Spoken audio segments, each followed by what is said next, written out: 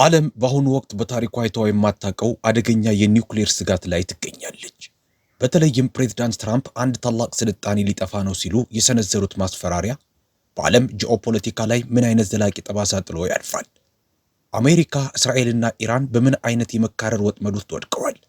ለእነዚህና ሌሎችም ጥያቄዎች መልስ ለመስጠት ዛሬ በውይይቱ ላይ የቺካጎ ዩኒቨርሲቲ ታዋቂ ምሁር የሆኑት ፕሮፌሰር ሮበርት ፔፕ አብረውን ይገኛሉ።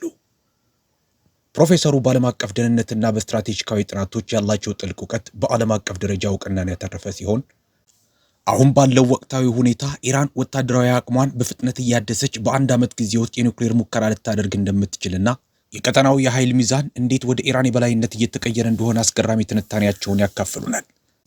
ይህ መረጃ ሰጪ ውይይት ለሌሎችም እንዲደርስ ቪዲዮውን ላይክ በማድረግ ተመሳሳይ ጥልቅ ትንታኔዎችን ለማግኘት ቻናላችንን ሰብስክራይብ እንዲያደርጉና አዳዲስ ቪዲዮዎች ሲለቀቁ በፍጥነት እንዲደርሱ የደውል ምልክቱን እንዲጫኑ እንጋብዛለን። ከአፍሪካ ህብረት 300 ሜትር ርቀት ላይ ለኢንቨስትመንት ተመራጭ የሆኑ መኖሪያ ቤቶችን ወይንም የንግድ ሱቆችን በ6500 ካሬ ላይ ባረፈው በተንጣለለው መንደራችን ደረጃቸውን የጠበቁ መኖሪያ ቤቶችን ባለ 1 መኝታ በ68 ካሬ፣ ባለ 2 መኝታ በ82 ካሬ፣ ባለ 3 መኝታ በ126 ካሬ 100% አንዴ ለምትከፍሉ በካሬ 80500 ብር ቀስ ብላችሁ መክፈል ለምትፈልጉ ደንበኞቻችን በካሬ 115000 ብር ያውም ዋጋችን ቫትን ያካተተና ያለምንም ተጨማሪ ክፍያ የቤት ባለቤት ይሆኑ ይሎታል። በረጅም ጊዜ መክፈል ለምትፈልጉ ደንበኞቻችን ከ20% ቅድመ ክፍያ ጀምሮ በመክፈል በአጭር ጊዜ 8 ሳይቶችን በጥራት ካስረከበው ድርጅታችን ቴምር ሪል ስቴት ጥሪቶን ቋሚ ንብረቶ ላይ ያውሉ እንላለን። የንግድ ሱቆትንም በ900,000 ብር ቅድመ ክፍያ ማግኘት የሚችሉ ሲሆን ለበለጠ መረጃና ለቢሮ ቀጠሮ እንዲሁም ለሳይት ጉብኝት በ0986 94 94 22 ይደውሉ። ቴምር Properties.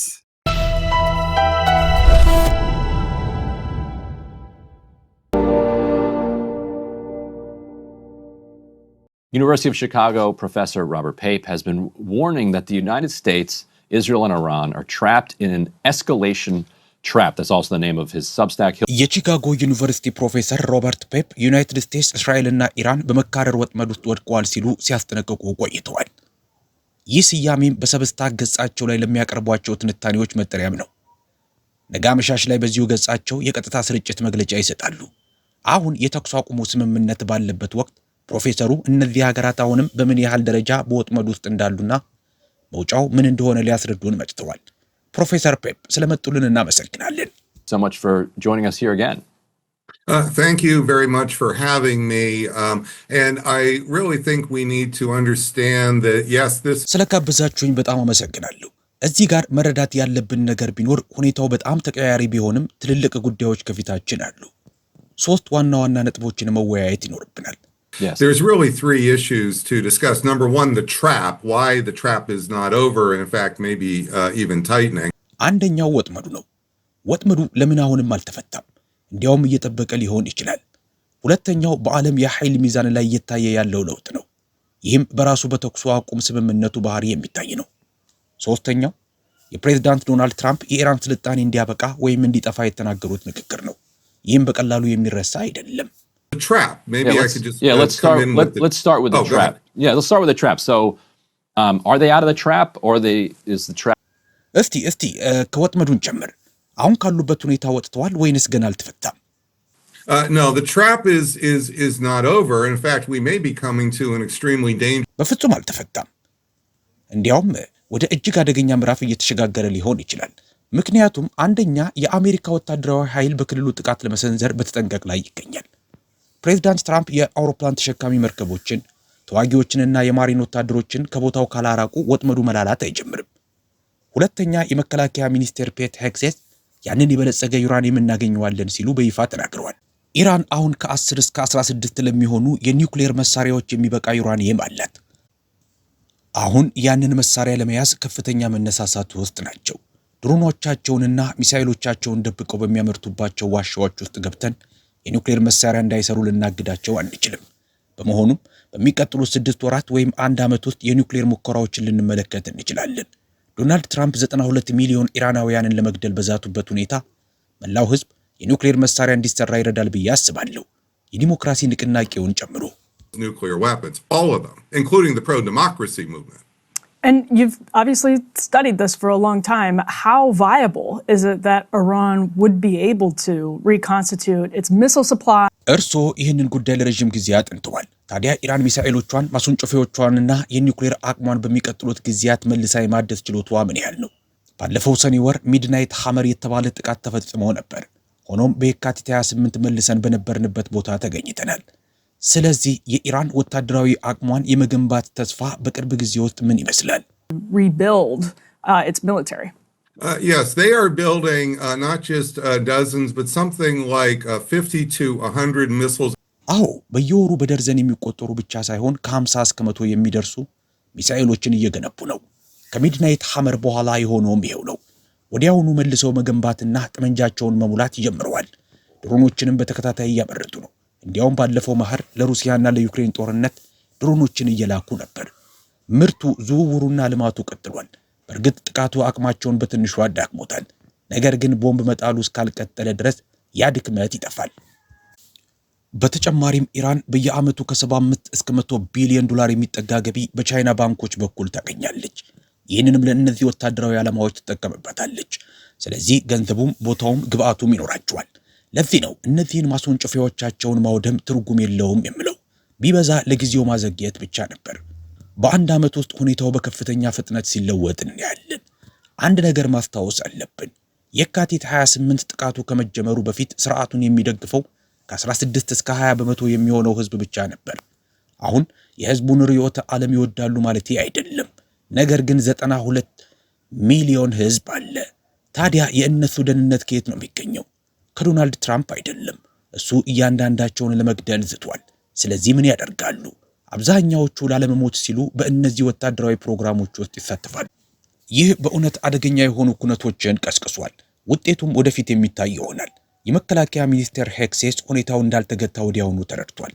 ለዚህም ነው ዩራኒየሙን እንወስዳለን እያለ ያለው። ኢራን ግን ዝም ብላ የምታስረክብ አይመስለኝም። ታዲያ የሚቀጥለውን የዶናልድ ትራምፕ የኒውክሌር ዛቻ እንዴት ያቆማሉ? አሁን የቀረው ብቸኛ መንገድ የኒውክሌር ሙከራዎችን በማድረግ የአሜሪካን ፊት ማላጋት ብቻ ነው። እናንተ በኒውክሌር ካጠቃችሁን እኛ ምን መታችኋለን የሚል መልእክት ለማስተላለፍ። We're coming back. And so you mentioned that Trump saying that, tonight a great civilization is going to die. ትራምፕ ባለፈው ምሽት አንድ ታላቅ ስልጣኔ ሊጠፋ ነው ማለታቸው በጂኦፖለቲካችን ላይ ዘላቂ ወይም የረጅም ጊዜ ጠባሳ ይተዋል ብለዋል። እንዴት ማለት እንደሆነ ሊያስረዱን ይችላሉ? Explain how you mean that. Yeah, so we need to understand that no president in the history of the United States has made አዎ በዩናይትድ ስቴትስ ታሪክ ውስጥ አንድን ሙሉ ስልጣኔ ለማጥፋት ለመደምሰስና ለመግደል የዛተ ፕሬዝዳንት የለም። አንደኛው ነጥብ ይህ በጄኔቫ ስምምነት መሰረት በዘር ማጥፋት ወንጀል ለመክሰስ የሚያስፈልገው የዘር ማጥፋት ፍላጎት ወይም እቅድ ጂኖሳይዳል ኢንቴንት ትልቅ ማስረጃ ነው። በዘር ማጥፋት ስምምነቶቻችን ውስጥ ዋናው ነጥብ የማጥፋት ፍላጎቱ መኖሩ ላይ ነው። ብዙውን ጊዜ ይህንን ፍላጎት ማግኘት በጣም አስቸጋሪው ነገር ነው። ጉዳዩ ሰዎችን ስለመግደል ብቻ ሳይሆን ስለ እቅዱ ጭምር ነው። እንግዲህ ከፕሬዝዳንት ትራምፕ ንግግር የበለጠ ግልጽ የሆነ የዘር ማጥፋት ፍላጎት ማስረጃ ይኖራል ብዬ አላስብም። ሁለተኛው ነጥብ ፕሬዝዳንት ትራምፕ ያንን ዛቻ በተግባር ለማዋል የሚያስችል በቂ የኒውክሌር ጦር መሳሪያ በእጃቸው ካላቸው ጥቂት የዓለም ሰዎች አንዱ ናቸው። እኛ 500 የሚሆኑ ሚኒትማን ሚሳኤሎች አሉን። እያንዳንዳቸው 300,000 ኪሎቶን የሚመዝኑ ፈንጆችን ይሸክማሉ። የሂሮሺማና ናጋሳኪ ቦምቦች ከ10 እስከ 22 ኪሎቶን ብቻ ነበሩ። ስለዚህ እነዚህ ከእነሱ እጅግ በጣም የላቀ ኃይል አላቸው። በ45 ደቂቃ ውስጥ አቅጣጫቸውን ወደ ኢራን ማዞር ይቻላል። ከዚያም በ20 ደቂቃ ውስጥ 500ም ኢራን ላይ ሊያርፉ ይችላሉ። ይህንን በግልጽ ለመናገር በመድፈሬ ይቅርታ። ነገር ግን ዶናልድ ትራምፕ ያደረጉት ነገር ስነ ምግባራዊ መሆኑን መረዳት አለብን። እኔ ጠበቃ ባልሆንም የጄኔቫ ስምምነቶችን የሚጥስ ሳይሆን አይቀርም። በተጨማሪም አደገኛ ነው። ምክንያቱም አሁን እያንዳንዱ አሜሪካዊ በዓለም ዙሪያ በሚጓዝበት ቦታ ሁሉ ኢላማ ውስጥ ገብቷል። እኔ አሁን ወደ ለንደን ለመሄድ አውሮፕላን ልሳፈር ነው። ይህ ጉዳይ ቀላል የሚታይ አይደለም። አሁን 92 ሚሊዮን ኢራናውያን ጥቂቶቹ መሪዎች ብቻ ሳይሆኑ የበቀል እርምጃ ለመውሰድ ከፍተኛ መነሳሳት ውስጥ ናቸው። ይህ በትራምፕ የተወሰደ እጅግ ትልቅ መዘዝ ያለው እርምጃ ነው። ትራምፕ ዝም ብሎ የለመደውን ባህሪውን እያሳየ ነው ቢባልም ዋጋ የለውም። በባር ውስጥ ያለ ሰካራም ሁሉ እጁ ከአንድ ሰዓት ባነሰ ጊዜ ውስጥ የሚተኮሱ በሺዎች የሚቆጠሩ የኒውክሌር መሳሪያዎች ላይ አይደለም። ይህ በዓለም ዙሪያ ትልቅ የንዝረት ውጤት ይኖረዋል። ለምሳሌ አውሮፓውያን አጋሮቻችን ኔቶ እንድንመራ ይፈቅዱልናል። በኔቶ ወታደራዊ ዘመቻ ወቅት አሜሪካዊው ጀነራል የብሪታንያን የኒውክሌር መሳሪያ ጭምር ነው የሚቆጣጠረው። ብሪታንያ በዚህ ሁኔታ ይሄ ይቀጥላል ብላ ታስባለች? በሆርሙዝ ወሽመጥም አዲስ የኃይል ተዋረድ እየተፈጠረ ነው። ዶናልድ ትራምፕ ለኢራን እጅ ሰጥቷል። በመካከለኛው ምስራቅ ያለ እያንዳንዱ አካል ይህንን ያያል። ኤምቢኤስ አሁን እሱን ለማዳን የሚመጣ የዶናልድ ትራምፕ ፈረሰኛ ወይም ተከላካይ እንደሌለ ያውቃል። እንግዲህ ሳውዲ አረቢያን ማለት ነው። ስለዚህ እየተመለከታችሁ ያላችሁት እነዚህ ግዙፍ መዘዞች ለሁሉም አሜሪካውያን የሚተርፉ መዘዞች ናቸው። ለዓለም የኃይል ሚዛንም ትልቅ ትርጉም አላቸው። ኢራን አራተኛዋ የዓለም የኃይል ማዕከል እየሆነች ነው። Power, Iran is becoming the fourth center of world power. And I want to steelman this analysis a bit by bringing in the perspective of people who think this is a massive loss for Iran. This is Noah Rothman writing in. የሌሎችን ወገኖች አመለካከት በማንሳት ትንታኔውን ለፈትነው። ለምሳሌ ኖህ ሮትማን ዛሬ ጠዋት ናሽናል ሪቪው ላይ ሲጽፍ የኢራን ማዕከላዊ የነርቭ ስርዓት ተቆርጧል። ይህም የተኩስ አቁም ስምምነቱ ከታወጀ በኋላም የእስላማዊ ሪፐብሊኩ አዛዦች በባህረ ሰላጤው ኢላማዎች ላይ ከሚሰነዘሩት ጥቃት መረዳት ይቻላል። ወታደራዊ እዝ፣ የደህንነት መዋቅርና የውስጥ ደህንነቱ ክፉኛ ተዳክሟል። የባህርና የአየር ኃይሏ ወድሟል። የአየር መከላከያ መረቧና የኒውክሌር ፕሮግራሟ ፈራርሷል። የፔትሮኬሚካልና የብረት ኢንዱስትሪዎቿ ክፉኛ ተጎድተዋል። ይህም ለኢራን አብዮታዊ ዘብ የገቢ ምንጭ የነበሩትን ሁለት ዋና ዋና የውጭ ምንዛሪ ምንጮች አቋርጧል። የባህረ ሰላጤው ሀገራት አሁን ሙሉ በሙሉ በዋሽንግተን ተጽዕኖ ስር ናቸው። በቤጂንግና በሞስኮ ያሉ የአሜሪካ ባላንጣዎች ሚዛኑን ወደ ኢራን ወገን ለማዘንበል ብዙም አልቻሉም። የኢራን መከላከያ ኢንዱስትሪ መሰረት አመድ ሆኗል። የረጅምና አጭር ርቀት ሚሳኤሎች፣ ድሮኖችና ማስወንጨፊያዎቿ በከፍተኛ ሁኔታ ተሟጠዋል። ለዚህ ምላሽ ምንድን ነው ፕሮፌሰር? Response to that, Professor. My response is this is just not on planet Earth. So this is not even just a victory. የኔ ምላሽ ይህ ጽሑፍ ከዚች ምድር እውነታ ጋር ምንም ግንኙነት የለውም የሚል ነው። ይህ ዝም ብሎ የድል ፉከራ ብቻ አይደለም። እኛ መረዳት ያለብን አሁን በሆነው ነገር ዶናልድ ትራምፕ መርከቦች በሆርሙዝ ወሽመጥ ማለፍ የሚችሉት ኢራን ከፈቀደች ብቻ ነው በሚለው ላይ መስማማቱን ነው። ይህ እጅግ ከፍተኛ መዘዝ ያለው ጉዳይ ነው። ሁኔታው በሌላው አቅጣጫ እየሄደ ቢሆን ኖሮ ከኢራን የተኩስ አቁም ስምምነት ወይም ከፓኪስታን ጋር ምንም አይነት ድርድር ባላስፈለገን ነበር። አሜሪካ በቀጠናው ብቸኛ ኃይል በሆነች ነበር። አሁን ግን እየሆነ ያለው የዚህ ፍጹም ተቃራኒ ነው። ሰዎች የፈለጉትን ሊሉ ይችላሉ፣ ግን ማንም ለዚህ ትርጉም ያለው ትኩረት አይሰጠውም። ማለቴ ማንም በዚህ ግምት ላይ ተመስርቶ እርምጃ አይወስድም። ሁሉም እርምጃ የሚወሰዱት በጦርነቱ በታዩት እውነታዎች ላይ ተመስርተው ነው። ጦርነት ብዙውን ጊዜ የኃይል እውነታዎችን በግልጽ ያሳያል። ከጦርነቱ በፊት ብዙ ወሬና ፉከራ ይኖራል። ነገር ግን አንድ ጦርነት ውስጥ ሲገባ እውነታው ቅርጽ ይይዛል። ከጦርነቱ በፊት ፕሬዝዳንት ትራምፕና ዩናይትድ ስቴትስ በሆርሙዝ ወሽመጥ በኩል አስተማማኝ ዝውውር እንዲኖር ዋስትና ይሰጡ ነበር። የባህረ ሰላጤው ሀገራትን ከጥቃት ለመከላከል በቀጠናው ወታደራዊ ካምፖች ነበሯት። በጦርነቱ ወቅት ግን ከእነዚህ ውስጥ አንዳቸውም የባህረ ሰላጤው ሀገራትን አልጠበቁም። ነዳጃቸውንም ማንቀሳቀስ አልቻሉም። አሁን የባህረ ሰላጤው ሀገራትን ከጥቃት እየጠበቀ ያለው ብቸኛው ነገር ኢራን ላለማጥቃት መወሰኗ ብቻ ነው። ስለዚህ ሀገርህ እንዲጠበቅልህ ከፈለክ ወደ ማን ነው የምትሄደው? ወደ አሜሪካ ወይንስ ወደ ኢራን? አሁን ባለው ሁኔታ ወደ ኢራን መሄድ እንዳለብህ ግልጽ ነው። ኢራን አንተን ለማጥቃት ከወሰነች አሜሪካ አንተን ለመጠበቅ የምታደርገው ምንም ነገር የለም። ይህ የኃይል ፖለቲካ ወይም ፓወር ፖለቲክስ ነው። የዓለምና የቀጠናው የኃይል ሚዛን እየተቀየረ ነው። በቀጠናው አሁን ኢራን ከተዋራዱ አናት ላይ ናት። አሜሪካ አይደለችም። በዓለም ደረጃም ኢራን አራተኛዋ የኃይል ማዕከል እየሆነች ነው። ገና እንደ አሜሪካ ኃያል ነች እያልኩ አይደለም። ነገር ግን አራተኛ ማዕከል ሆና እየወጣች ነው። አንድ ጊዜ የኒውክሌር መሳሪያውን አግኝተው ሙከራውን ካደረጉ በኋላ ይህም በ6 ወራት ወይም በ1 ዓመት ውስጥ ይሆናል ብዬ አስባለሁ። መላዋን ኢራን በምድር ጦር ሳይወረሩ ሊያስቆሟቸው የሚችሉበት መንገድ የለም። ያኔ ኢራን ያለምንም ጥርጥር አራተኛዋ የዓለም የኃይል ማዕከል ትሆናለች። ገና እዚያ ደርሷል እያልኩ ባልሆንም ወደዚያ እያመሩ መሆናቸውን ግን ወደፊት በሚታዩ ማንኛቸውም መንገዶች እናረጋግጣለን። ይህ የኃይል ክርክር ግልጽ እየሆነ ይሄዳል። ምክንያቱም ጦርነት ኃይልን ያጠራል ወይም ያሳያል። And to be clear, your point is that the only way to stop them from within 6 months to a year acquiring the nuclear. እንግዲህ ነጥቦ ግልጽ እንዲሆን በሚቀጥሉት 6 ወራት ወይም በ1 ዓመት ውስጥ የኒውክሌር መሳሪያ እንዳይኖራቸው ወይም መልሰው እንዳይገነቡ ለማድረግ ያለው ብቸኛ አማራጭ የየብስ ጦር ወይም boots on the ground ማስተማራት ብቻ ነው ማለት ሆኖ is boots on the ground. Yes, but it's not just a few boots on the ground. This isn't going to stop with 10 or 20,000. አዎ፣ ግን ጥቂት ወታደሮች ማለት አይደለም። ይህ በ10 ወይም በ20 ሺህ አሜሪካውያን የሚቆም አይደለም። ሁሉንም 1.2 ሚሊዮን ወታደሮቻችንን እንኳን ብናሰማራ ይህ በቂ አይሆንም። ለዚህ ነው ይህ ጉዳይ አሳሳቢ የሆነው። ለዚህ ነው የመካረር ወጥመድ ወይም ኤስካሌሽን ትራፕ የምንለው። በድብቅ ያዝናቸውና ብንጠቀምባቸው ውጤት የሚያመጡ ሌሎች አማራጮች የሉንም። ታዲያ የዶናልድ ትራምፕ ሚስጥራዊ አማራጭ ምን እንደሆነ አያችሁ? በኢራን የሚኖርን እያንዳንዱን ነፍስ በኒውክሌር ማጥፋት። ትራምፕ ወደዚህ አማራጭ ለመሄድ የተገደደው ሌላ ምንም አይነት ስኬታማ የጦርነት ስልት ስለሌለው ነው። ይህ ደግሞ ምን እንዳስከተለ እያየን ነው። አሁን የገጠመን እውነተኛ የወጥመድ ውስጥ መካደር ነው። ወደ ሶስተኛው ምዕራፍ ማለትም ወደ የብስ ጦርነት ከሚያምረው መንገድ የሚያስወጣን ብቸኛው አማራጭ ኢራን የዓለም ሀያል መሆኗን መቀበል ነው። በሰብስታክ ገጽ ላይም እያብራራው ያለውት ይህንን ነው። ምርጫው በሁለት ነገሮች መካከል ነው። ወይ ኢራን እንደ አዲስ ታዳጊ ዓለም ኃይል ትወጣለች ወይም ደግሞ የየብስ ጦርነት ይነሳል። አሁን ያለው የተኩስ አቁም ሁኔታ ባለፈው ሳምንት በመግለጫዎቼ ላይ ሲናገረው የነበረውን እውነታ በግልጽ አረጋግጧል። And so how does Israel's strategic calculus factor in here when as they went into the war እስራኤልስ በዚህ ስሌት ውስጥ እንዴት ትታያለች? ጦርነቱ ከመጀመሩ በፊት የሆርሙዝ ወሽመጥ ክፍት ነበር። ኢራንም ተገልላና ማዕቀብ ተጥሎባት ነበር። የቢንያሚን ኔታንያሁ የቅርብ ሰዎችም ኢራን የኒውክሌር መሳሪያ ለመስራት ብዙ ዓመታት ይቀራታል ይሉ ነበር። አሁን ግን እንደ እርሱ አገላለጽ ኢራን አልተገለለችም። እንዲያውም የቀጠናውና እያደገች ያለች ኃይል ሆናለች። ማዕቀቦቹን በተግባር ተነስተዋል። በድርድሩ ምክንያት ደግሞ ለዘለቄታው ሊነሱ ይችላሉ። ሌላው ሰዎች የማይረዱት ነገር ከጦርነቱ በፊት በኢራን መንግስት ውስጥ የነበሩ መሪዎች በፖለቲካዊና በሃይማኖታዊ ምክንያቶች የኒውክሌር መሳሪያ ፍለጋን ይቃወሙ ነበር። እነዚያ ሰዎች ተገድለዋል። አሁን ግን የኒውክሌር መሳሪያ እንዲኖር የሚፈልገው ወገን ኃይል አግኝቷል። ታዲያ እስራኤል ለዚህ ምን ምላሽ ትሰጣለች? ምክንያቱም የእስራኤል ጥቅም አንዳንድ ጊዜ ከአሜሪካ ጋር ቢገጥምም ሌላ ጊዜ ደግሞ የራሷ የሆነ የተለየ ፍላጎት አላት። በዚህ አዲስ ሁኔታ ውስጥ የእነሱ ጉዞ ምን ይመስላል? them moving forward in this new arrangement. So we need to understand that before the war, 40 days ago, there was a balance of power in the region. እንግዲህ ከ40 ቀናት በፊት በቀጠናው የኃይል ሚዛን እንደነበረ መረዳት አለብን።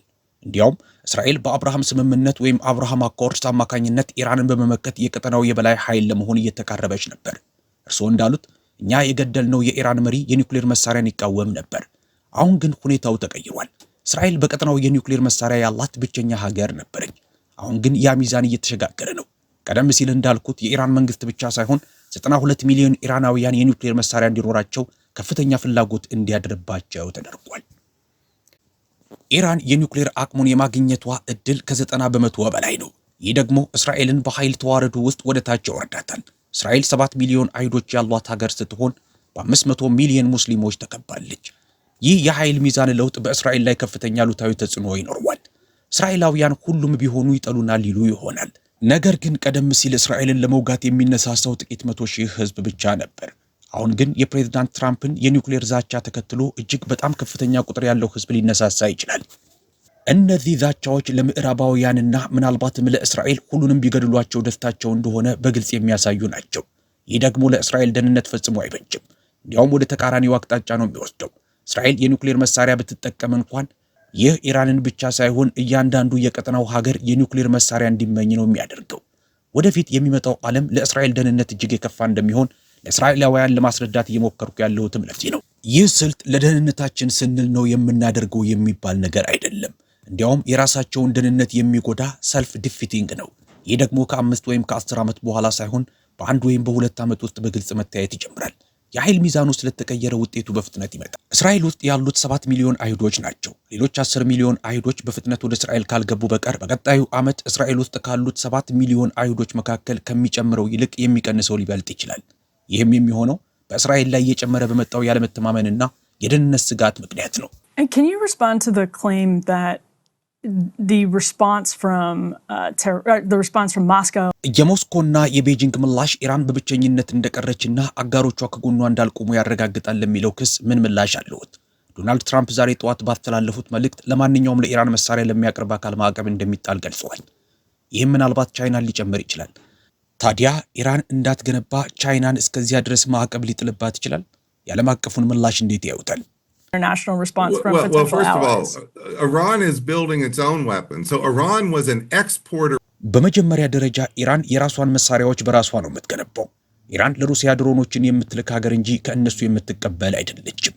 ይህንን በሚገባ መረዳት አለብን። ኢራን እንደ ግሬናዳ ወይም እንደ ቬኔዙዌላ ያለች ትንሽ ሀገር አይደለችም። ቀድሞውንም ቢሆን ከዓለም አቀፍ ጠቅላላ የሀገር ውስጥ ምርት ወይም ጂዲፒ ከ1% በላይ የምታወጣ ትልቅ ሀገር ነች። ሩሲያ ራሷ 2% ብቻ እንደምታወጣ ስናስብ የኢራንን አቅም መረዳት ይቻላል። ስለዚህ ኢራን የግድ ከውጭ መሳሪያ ያስፈልጋትም፣ ራሷ ተመርታለች። ከቻይና ጋር በሚኖራት ግንኙነት የምትጠቀመው በንግድ በነዳጅ ሽያጭና ምናልባትም እንደ ሰው ሰራሽ አስተውሎት ወይም ኤአይ ያሉ የቴክኖሎጂ ሽግግሮችን በማግኘት ነው። በኒውዮርክ ታይም ጽሑፌ ላይ እንዳብራራሁት ኢራን አራተኛዋ የዓለም ኃይል ማዕከል ስትሆን ሩሲያ፣ ቻይናና ኢራን እርስ በእርሳቸው አይጋጩም። ይልቁንም ሁሉም በአሜሪካ ላይ ይቆማሉ። በሩሲያ በቻይናና በኢራን መካከል የግድ መደበኛ የሆነ እንደ ኔቶ ያለ ስምምነት አያስፈልግም። አሜሪካን ለማዳከም በተፈጥሯዊ ሁኔታ አብረው እንዲሰሩ ተገፋፍተዋል። ትራምፕ ግን እንደ መተተኛ እጅ አይረቴ ጥበብ በመጠቀም ምንም የታየ ነገር የለም፣ ሁሉንም ነገር አስተካክለንዋል ለማለት እየሞከረ ነው። ነገር ግን እውነታው ለሁሉም ግልጽ እየሆነ ይመጣል። ይህ ደግሞ በቅርብ ጊዜ ውስጥ ለፕሬዝዳንት ትራምፕ የውስጥ ፖለቲካዊ ውድቀት ምክንያት ይሆናል። አሁን በምርጫ የሚወዳደሩ የኮንግረስ አባላት አንድን ሙሉ ስልጣኔ በዘር ማጥፋት ያስፈራራና ኢራን አራተኛ የዓለም ኃያል ማዕከል ሆና እንድትወጣ ምክንያት ከሆነ ሰው ጋር አብሮ እንዲቆሙ መጠየቅ ከባድ ነው። 20 ወይም 25 በመቶ ከትራምፕ ጋር እስከ መጨረሻው ሊቆሙ ቢችሉም ነገር ግን ዋናው ነጥብ እያንዳንዱ ፖለቲከኛ ይህ አብሮ ለመጓዝ በጣም መጥፎ ፈረስ መሆኑን ይረዳል። የሪፐብሊካን ፓርቲ ራሱ ትልቅ ጥያቄ ውስጥ የሚገባ ይመስለኛል። ዲሞክራቶች ለፖለቲካዊ ጥቅማቸው ሲሉ ምናልባት ለሀገር ደህንነት ባይሆንም ትራምፕ እንዲቆይ ይፈልጋሉ። በእኔ እይታ መስመሩ እዚህ ላይ ነው። በፖለቲካዊ መልኩ ትራምፕ ለዲሞክራቶች እንዲቆይላቸው የሚፈልጉት ፍጹም ተመራጭ ሰው ነው። ትልቁ ችግር የሚገጥመው ግን ለሪፐብሊካን ፓርቲ ነው። It's the GOP who's going to have the biggest problems here. I wanted to get your reaction to this new quote from Donald Trump, which I think you're going to appreciate. It's Jonathan Karl. He says, I asked President Trump if he's okay. ከዶናልድ ትራምፕ የተገኘ አንድ አዲስ ንግግር ላጋራዎትና ምላሽውን ልስማ። ጆናታን ካርል እንደዘገበው ፕሬዝዳንት ትራምፕን ኢራን በሆርሙዝ ወሽመጥ በሚያልፉ መርከቦች ላይ የቀረጥ ክፍያ ብትጥል ተስማሚ ነዎት ብዬ ጠየቅኩት። እርሱም አሜሪካና ኢራን በጋራ ቀረጥ የምናስከፍልበት የጋራ ስራ ወይም ጆይንት ቬንቸር ሊኖረን ይችላል አለኝ። ንግግሩም እንዲህ ይላል። እንደ የጋራ ስራ ልንሰራው እያሰብን ነው። አካባቢውን ለመጠበቅና ከሌሎች ብዙ ሰዎችም ለመከላከል ጥሩ መንገድ ነው። በጣም የሚገርም ነገር ነው። ለዚህ ምን ይላሉ? What do you make of that? Well, again, another statement not on planet Earth. And by the way, there is some jointness to the... እንግዲህ ይህ ደግሞ ሌላኛው ከዚህ ምድር እውነታ የራቀ ንግግር ነው። በነገራችን ላይ አሁን የታየው የጋራ ቀረጥ ኢራን ድርሻውን ለኦማን ለማካፈል መስማማቷ ነው። ይህን ለምን አደረገች? ምክንያቱም ኢራን የቀጠናው የበላይ ኃይል እየሆነች ስለሆነች ሌሎች ሀገራት በአዲሱ የኃይል ተዋረድ ስር እንዲሰለፉላት አንዳንድ ጥቅማ ጥቅሞችን ወይም ጉዲስ እያከፋፈለች ነው። ከዶናልድ ትራምፕ ጋር ለዚህ ስራ የሚሰለፍ ያለ አይመስለኝም። ስለዚህ የንግግርም እውነታውን ያላገናዘበ ለመሆኑ ተጨማሪ ማስረጃ ነው። ሀገራት የፈለጉትን ሊሉ ይችላሉ። ነገር ግን መንግስታት የሚንቀሳቀሱት ለደህንነታቸው ሲሉ ነው። ለዶናልድ ትራምፕ የፎቶ ግብዣ ሲሉ ደህንነታቸውንና ሀብታቸውን አሳልፈው ይሰጣሉ ብሎ ማሰብ ጽበት ነው። የሆነውና የሚሆነው ነገር እጅግ ትልቅ መዘዝ ያለው ነው። ገና አላበቃም፣ ወደፊትም ይቀጥላል። ከአፍሪካ ህብረት 300 ሜትር ርቀት ላይ ለኢንቨስትመንት ተመራጭ የሆኑ መኖሪያ ቤቶችን ወይንም የንግድ ሱቆችን በ6500 ካሬ ላይ ባረፈው በተንጣለለው መንደራችን ደረጃቸውን የጠበቁ መኖሪያ ቤቶችን ባለ 1 መኝታ በ68 ካሬ፣ ባለ 2 መኝታ በ82 ካሬ፣ ባለ 3 መኝታ በ126 ካሬ 100% አንዴ ለምትከፍሉ በካሬ 80500 ብር ቀስ ብላችሁ መክፈል ለምትፈልጉ ደንበኞቻችን በካሬ 115000 ብር ያውም ዋጋችን ቫትን ያካተተና ያለምንም ተጨማሪ ክፍያ የቤት ባለቤት ይሆኑ ይሎታል።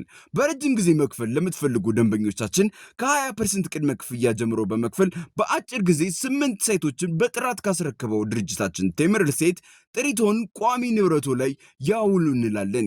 የንግድ ሱቆችንም በ900,000 ብር ቅድመ ክፍያ ማግኘት የሚችሉ ሲሆን ለበለጠ መረጃና ለቢሮ ቀጠሮ እንዲሁም ለሳይት ጉብኝት በ0986 94 94 22 ይደውሉ። ቴምር ፕሮፐርቲስ